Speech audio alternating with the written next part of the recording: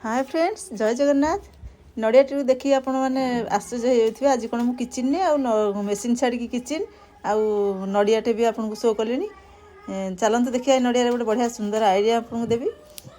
देखु ये जो नड़ियार जो बाहर कि छोट छोट कता तो ताकू नहीं कि गोटे बड़े सुंदर आइडिया देखिए। देखु आपको कौन करेंगे ये भितर से कतार टे नखरे रांपिकी छड़ेदेवे तार ये देखो छड़ेदेला गोटे रिंग टाइप रमती हो देखो गोटे मुझे रिंग टाइप करदेली।